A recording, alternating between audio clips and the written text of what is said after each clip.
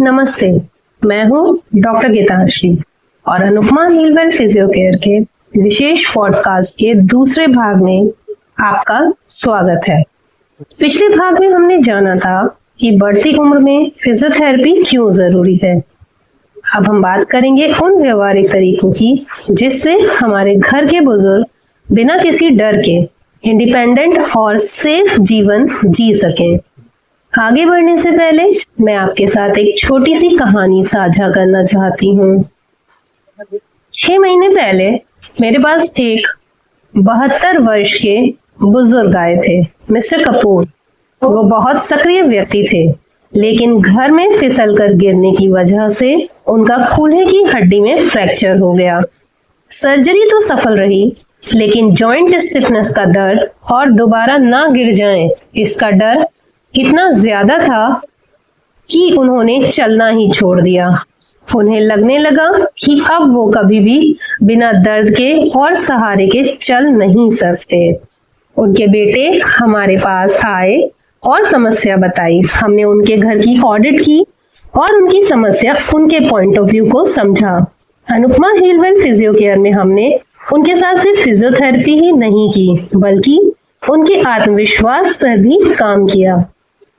उन्हें छोटे छोटे कदम उठाना सिखाया।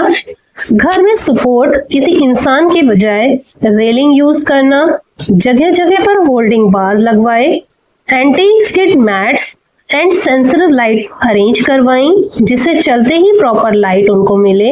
इस तरह उनके घर में कुछ चेंजेस करके उनके कॉन्फिडेंस को इम्प्रूव किया गया। और फिजियोथेरेपी एक्सरसाइज प्रोटोकॉल जो कि स्पेशली उनको ध्यान में रख के बनाया गया था, उससे उनकी मसल में स्ट्रेंथ बढ़ी, स्टिफनेस और पेन कम हुआ और आज 6 महीने बाद वे पूरे कॉन्फिडेंस के साथ पार्क में इंडिपेंडेंट चलते हैं और अपनी पोती के साथ खेलते हैं। ये कहानी हमें सिखाती है कि रिकवरी संभव है अगर सही मार्गदर्शन मिले। चलिए अब हम अपने मेन पॉडकास्ट के टॉपिक पर आते हैं, जिसमें सबसे पहले बात करते हैं हेल्थ चेकअप लिस्ट की।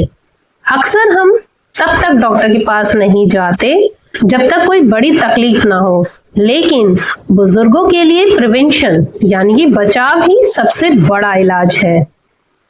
पहले ब्लड टेस्ट साल में 2 बार करवाएं, जिसमें विटामिन D3, कैल्शियम, B12 एवं शुगर की जांच जरूर करवाएं।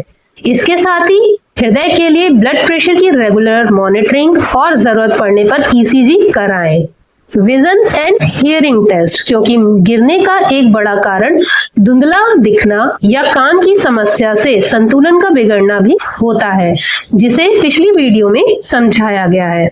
अब आते हैं नेक्स्ट पॉइंट पर, जो है घर पर इंडिपेंडेंट एंड सेफ रहने के तरीकों की। हर बुजुर्ग चाहता है कि वो अपने कामों के लिए किसी पर निर्भर ना रहे।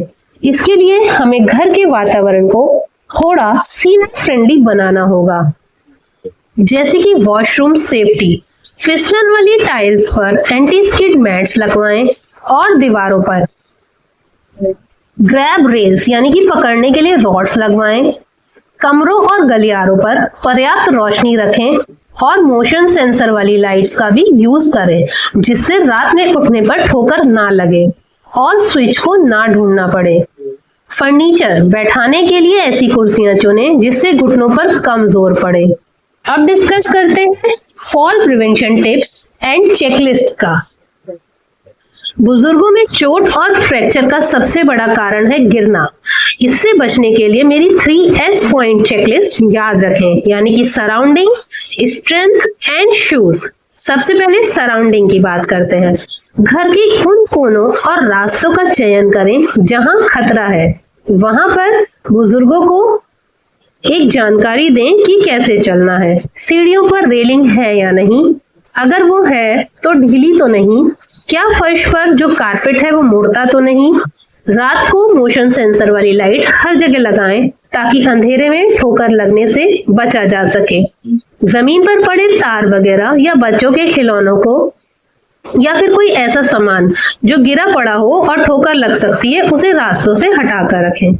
साथ ही ध्यान दें कि घर पर सीनियर्स नंगे पैर या सिर्फ मोजे पहनकर ना चलें। मोजे फर्श पर फिसलन पैदा करते हैं, इसीलिए एंटी स्किड सोल वाले चप्पल ही पहनाएं जो पीछे से बंद हो। अब आते हैं नेक्स्ट एस पर, यानी कि स्ट्रेंथ पर, जिसके लिए अनुपमा हीलवेल फिजियो केयर में हम कराते हैं क्वाड्रिसेप्स एंड कोर मसल्स को स्ट्रॉन्ग करने वाली एक्सरसाइजेस और बैलेंस एंड कोऑर्डिनेशन एक्सरसाइजेस, क्योंकि गिरने का मुख्य कारण मांसपेशियों का कमजोर होना और बॉडी का बैलेंस ना बनाना पाना भी होता है।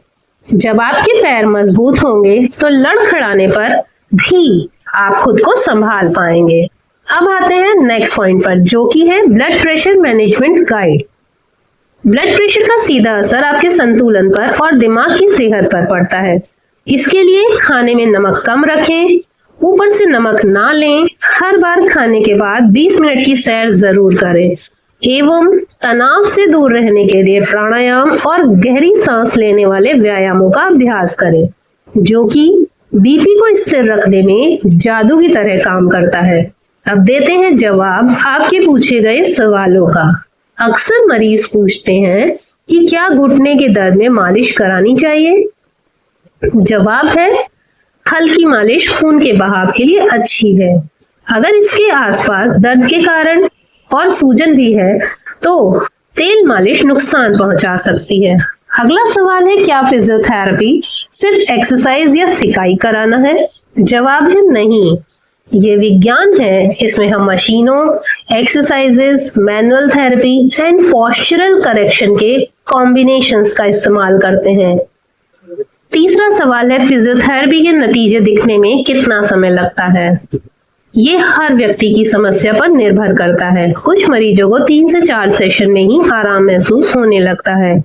कुछ लोगों की समस्याएं सालों पुरानी होती हैं, जिसे ठीक करने में मरीजों को समय लग सकता है, जो कि महीनों का हो सकता है। इसीलिए डिपेंड करता है कि कितनी जल्दी आप समस्या का समाधान ढूंढ रहे हैं और कितनी जल्दी आप फिजियोथेरेपी सेशन स्टार्ट करते हैं।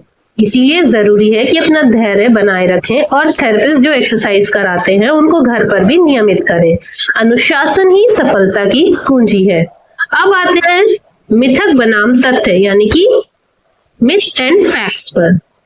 पहला मिथ है, उम्र बढ़ने के साथ सांस फूलना सामान्य है, इसके लिए बस दवाइयां और आराम करना चाहिए। तथ्य है कि सांस फूलना उम्र का नहीं बल्कि फेफड़ों की घटती क्षमता का संकेत है। ज्यादा आराम करने से फेफड़े और कमजोर हो जाते हैं। इसके लिए दवाइयों के साथ साथ chest physiotherapy and correct breathing techniques use करनी चाहिए। इससे हम फेफड़ों को फिर से जवान बना सकते हैं। नेक्स्ट मिथक है, अगर हाथ पैर सुन्न हो रहे हैं या नस दब गई है तो सिर्फ सर्जरी ही एकमात्र रास्ता है। तथ्य है कि 80% मामलों में नसों के दबाव को नर्व ग्लाइडिंग और स्पाइनल मोबिलाइजेशन जैसी फिजियोथेरेपी टेक्निक से बिना सर्जरी के ठीक किया जा सकता है। हम फिजियोथेरेपी में उस दबी हुई नस को स्पेस देना सिखाते हैं। नेक्स्ट मिथक है, बुढ़ापे में एक्सरसाइज करना खतरनाक होता है। सिर्फ जरूरत भर का एक्सरसाइज और बेहतर आराम करें। तथ्य है, निष्क्रिय रहना ज्यादा खतरनाक होता है। विशेषज्ञ की देखरेख में एक्सरसाइज प्रॉपर तरीके से होनी चाहिए। जहां ज्यादा जरूरत है वहां ज्यादा और जहां कम जरूरत है वहां कम, और इससे आप इंडिपेंडेंट लॉन्ग लाइफ पा सकते हैं।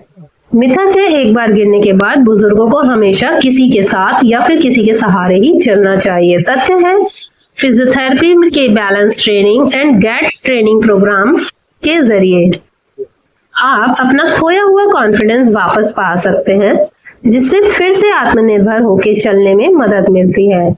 मिथक, कमर या घुटने के दर्द में बस आराम करना ही सबसे अच्छा इलाज है। तथ्य, लंबे समय तक बेड रेस्ट करने से जोड़ और भी जाम हो जाते हैं। मोशन ही लोशन है। धीरे धीरे मूवमेंट एंड विशेषज्ञ की सलाह पर एक्सरसाइजेस करने से रक्त संचार बढ़ता है और रिकवरी जल्दी होती है।